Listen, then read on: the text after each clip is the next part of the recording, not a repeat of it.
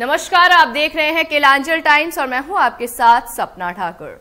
बात करेंगे पप्पू यादव की। जो पप्पू यादव बिहार की सियासत का वो चेहरा है जो जिसके साथ रहे सीमांचल में उसी पार्टी का झंडा बुलंद रहा है। 2014 की मोदी लहर में राजद मात्र 4 सीट बचा पाई थी और उसमें एक मधेपुरा भी थी। तब पप्पू यादव ने यहां जदयू के तत्कालीन राष्ट्रीय अध्यक्ष शरद यादव को 50,000 से भी ज्यादा मतों से हरा दिया था।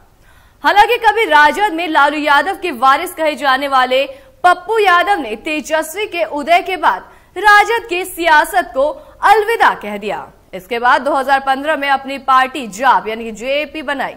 अब 9 साल बाद उन्होंने अपनी पार्टी का विलय कांग्रेस में कर दिया है। ऐसे में जब लोकसभा का चुनाव चंद रोज दूर है, पप्पू यादव ने क्यों कांग्रेस का दामन थामा, आज हम आपको बताएंगे।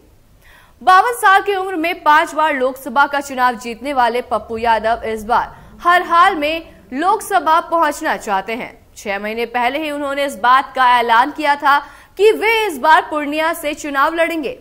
पिछले 4 महीने से वे लगातार पूर्णिया में कैंप कर रहे हैं। उन्होंने वहां पहले परिणाम पूर्णिया का कैंपेन चलाया और इसके बाद पिछले महीने एक बड़ी रैली कर अपनी शक्ति का प्रदर्शन भी किया। लेकिन वे जानते हैं कि बिना एनडीए या इंडिया गठबंधन का हिस्सा बने अपनी इस मुहिम को वो कामयाब नहीं हो सकते थे और इसके लिए वे लगातार राजद और कांग्रेस के नेताओं के संपर्क में थे। पप्पू यादव इंडिया गठबंधन के साथ एक सीट डील करना चाहते थे। उन्होंने कई बार सार्वजनिक तौर पर इसकी घोषणा भी की थी, लेकिन ना तो कांग्रेस ने और ना तो राजद ने उनकी मांग को तवज्जो दिया। मोहन प्रकाश के बिहार कांग्रेस प्रभारी बनने के बाद पप्पू यादव के साथ उनकी कई राउंड की बातचीत हुई। कांग्रेस उन्हें पूर्णिया सीट देने के लिए राजी थी, लेकिन शर्त बस इतना था कि गठबंधन के बजाय उन्हें हर हाल में अपनी पार्टी का विलय कांग्रेस में कराना होगा। इस बीच कांग्रेस के पूर्व राष्ट्रीय अध्यक्ष राहुल गांधी की न्याय यात्रा बिहार पहुंची। उनका मुख्य फोकस सीमांचल पर था। सूत्रों की माने तो राहुल गांधी की कोर टीम और पप्पू यादव के बीच बातचीत हुई और विलय पर डील पक्की हो गई। सूत्रों की ये माने तो यही कारण था कि पूर्णिया में राहुल गांधी की तैयारी का सारा जिम्मा कांग्रेस के भावी प्रत्याशी देख रहे थे, लेकिन कहीं भी पोस्टर पर उनकी तस्वीर नहीं लगाई गई थी और पप्पू यादव का कांग्रेस के साथ साथ राजद से भी बात चल रही थी।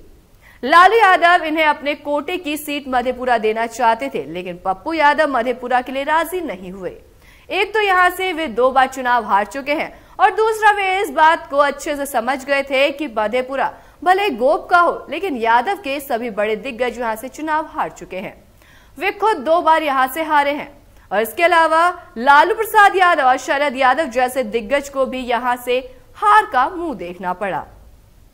बिहार में सीमांचल को अभी भी कांग्रेस का मजबूत किला कहा जाता है और यही कारण है कि अपनी न्याय यात्रा के दौरान राहुल गांधी सबसे ज्यादा समय सीमांचल में बिताए। अपनी एकमात्र रैली पूर्णिया में की। 2019 के लोकसभा चुनाव में मोदी और नीतीश की जोड़ी ने विपक्ष का सूपड़ा साफ कर दिया था।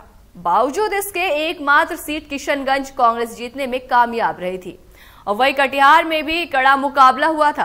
पप्पू यादव की पूरी राजनीति भी सीमांचल पर केंद्रित रही है। वे मधेपुरा, सुपौल, पूर्णिया जैसे कोशी सीमांचल के इलाके में 90 के दशक से एक्टिव रहे हैं। ऐसे में उनके कांग्रेस में शामिल होने से सीमांचल में कांग्रेस को और मजबूती मिलेगी। पप्पू यादव की पत्नी रंजीता रंजन पहले ही कांग्रेस कोटे से राज्यसभा सांसद हैं। कांग्रेस ने उन्हें दूसरी बार सांसद बनाया है और इससे पहले वे सुपौल से लोकसभा चुनाव जीत चुकी हैं। इसके बाद अब पति पत्नी दोनों कांग्रेस हो चुके हैं। कांग्रेस में शामिल होने से पहले पप्पू यादव राजद और समाजवादी पार्टी से चुनाव लड़ चुके हैं। पप्पू यादव साल 1990 में पहली बार निर्दलीय प्रत्याशी के तौर पर मधेपुरा के सिंहेश्वर सीट से विधानसभा चुनाव जीते थे और इसके बाद उनका सियासी कद लगातार बढ़ता गया और लगातार सियासत की ऊंची सीढ़ियां चढ़ते चले गए। विधानसभा में जीत के 1 साल बाद ही साल 1991 के लोकसभा चुनाव में निर्दलीय उम्मीदवार के तौर पर पूर्णिया से न केवल चुनाव लड़े, जीते भी। 1996 के चुनाव में बिहार से बाहर की पार्टी समाजवादी पार्टी ने उन्हें पूर्णिया सीट से अपना उम्मीदवार बनाया। एक बार फिर पप्पू यादव पूर्णिया जीतने में सफल रहे। 3 साल बाद हुए 1999 के चुनाव में पप्पू यादव फिर से पूर्णिया से निर्दलीय मैदान में उतरे और तीसरी बार सांसद बनने में सफल रहे। 2004 के लोकसभा चुनाव में राजद ने इन्हें मधेपुरा से अपना उम्मीदवार बनाया। इन्होंने मधेपुरा में भी राजद का झंडा बुलंद किया और जीतने में सफल रहे। 2009 में पटना हाई कोर्ट ने हत्या के एक मामले में दोषी करार देते हुए पप्पू यादव के लोकसभा चुनाव लड़ने पर रोक लगा दी और इसके बाद उन्हें आरजेडी ने भी बाहर का रास्ता दिखा दिया। करीब 5 साल बाद यानी 2014 के चुनाव में पप्पू यादव की आरजेडी में वापसी हुई। एक बार फिर से उन्हें मधेपुरा सीट से शरद यादव के खिलाफ उम्मीदवार बनाया गया और इस बार चुनाव में पप्पू यादव ने मोदी लहर में न केवल आरजेडी को जीत दिलाई बल्कि जदयू के कद्दावर नेता रहे शरद यादव को 50,000 वोट से हराया था।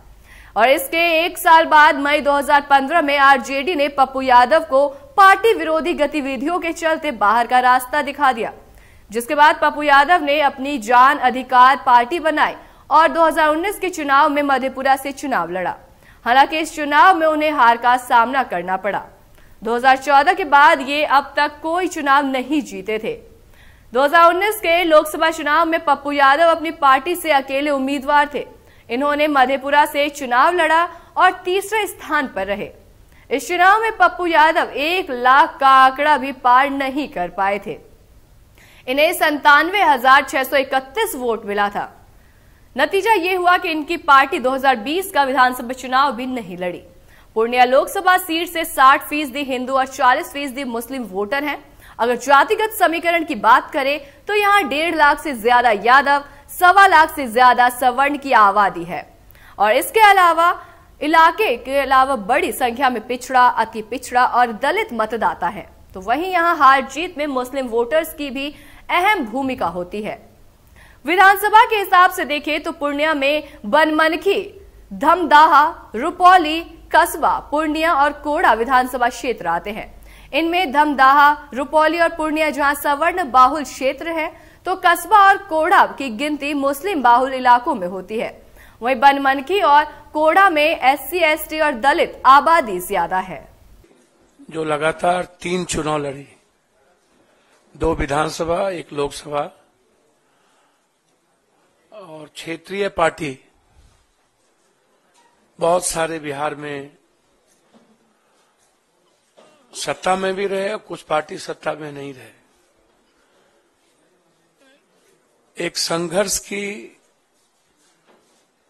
एक बड़ी लंबी फिरहस्त है इस पार्टी की, न्याय की और सेवा की। हमारी पार्टी सेवा, न्याय और संघर्ष के लिए जानी जाती है। हम जब भी 5 बार सांसद रहे, 1 बार MLA रहे, हमारी पूरी विचारधारा कांग्रेस की आइडियोलॉजी के साथ और खास तौर पे कांग्रेस परिवार, कांग्रेस की विचारधारा हमें हमेशा एक मजबूत ऊर्जा देती रही है। हमारी राजनीति की नींव कंप्लीट रूप से सेकुलर, किसी भी धर्म, कौम और जाति की आइडेंटिटी पर कोई हमला नहीं, उसकी आइडियोलॉजी की सुरक्षा। ऐसी तमाम बड़ी खबरों के लिए देखते रहे केलांचल टाइम्स।